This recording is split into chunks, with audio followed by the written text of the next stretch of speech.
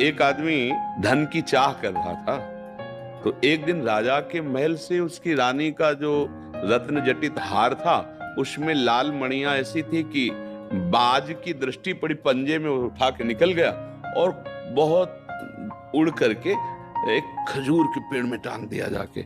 चोंच मारी तो मांस था नहीं। अब राजा की रानी ने याचना की कि वो हमारे सुख का हेतु था, तो राजा ने घोषणा करा दी, जो शाम तक उसे ढूंढ के ले आएगा उसे मैं उसकी मनचाही वस्तु प्रदान कर दूंगा।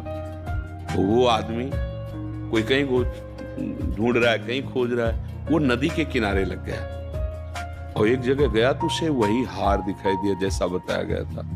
कूद पड़ा, तो मिट्टी हाथ लगी, कुछ लगा नहीं, फिर बाहर निकला। फिर जब जल शांत हुआ, रज तो समय लगा ना, फिर देखा हार वहीं, फिर सीधे वहीं कूदा, फिर हार नहीं मिला। वो शाम हो रही थी तो एक महात्मा उधर से जा रहे थे, वो खड़े होकर उसकी चेष्टा देखी, नजदीक गए और कहा, भैया अगर आप संशय न करें तो आप जिस का लक्ष्य कर रहे हैं वो बात बता दें।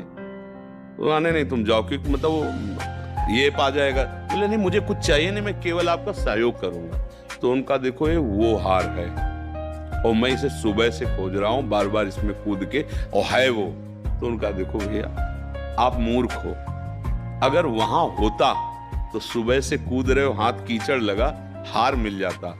महात्मा तुरंत पीछे मुड़े तो देखो खजूर का पेड़ और उसकी छाया जल में पड़ रही।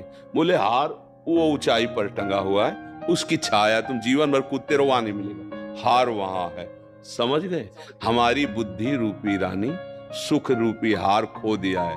अब वो मन से कह रही कि हार ले आओ, मैं तुम्हें सब सुख दे दूंगा। मन संसार भव नदी के किनारे आया, अब ये विविध भोगों में उसी को ढूंढ रहा, सुख को। अब कोई महात्मा मिले बताए इधर नहीं, इधर से हटो और इधर मुंह करो, ऊर्ध्वमूल, इधर देखो ऊंचे की तरफ, ये उसकी छाया है, प्रभु के सन्मुख हो, अभी सुख